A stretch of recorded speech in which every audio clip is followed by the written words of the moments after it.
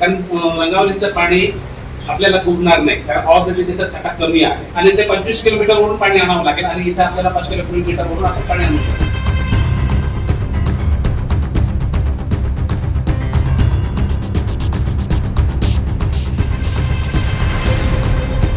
रंगावली धरणाचे पाणी नवापूर शहराकडे वळवण्याच्या निर्णयाविरोधात शेतकऱ्यांचा आक्रमक पवित्रा, तहसीलदारांना दिले निवेदन.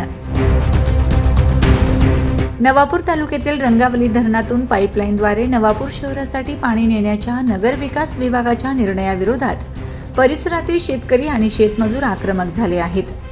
या निर्णयामुळे ग्रामीण भागातील शेती, पिण्याचे पाणी आणि जनावरांच्या चाऱ्याचा प्रश्न गंभीर होणार असल्याने सदर शासन निर्णय त्वरित रद्द करावा या मागणीसाठी वाघळापाडा, खळीबर्डी, प्रतापपूर, उंबर्डी, वडकळी यांसह विविध गावातील ग्रामस्थांनी नवापूर तहसीलदारांना निवेदन सादर केले आहे. नगर विकास विभागाने 14 जुलै 2026 रोजी अमृत 2.0 अभियानाअंतर्गत नवापूर नगर परिषदेच्या रुपये 93.93 कोटींच्या पाणीपुरवठा योजनेला प्रशासकीय मान्यता देऊन रंगावली धरणाचे पाणी शहरासाठी वळवण्याचा आदेश दिला आहे. सन 1972 मध्ये उभारलेले रंगावली धरण प्रामुख्याने स्थानिक गावातील शेती आणि उपजीविकेसाठी आहे. आधीच अल्प पावसामुळे शेतकरी संकटात असून धरणात 50% गाळ साचल्याने पाणीसाठा अत्यंत कमी आहे.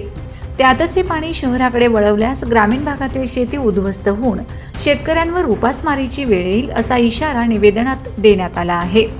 तसेच संबंधित गावे ही 5व्या अनुसूचित क्षेत्रात पेसा येत असल्याने ग्रामसभेची पूर्व परवानगी घेणे बंधनकारक असतानाही ती न घेताच आदेश काढल्याचा आरोप ग्रामस्थांनी केला आहे.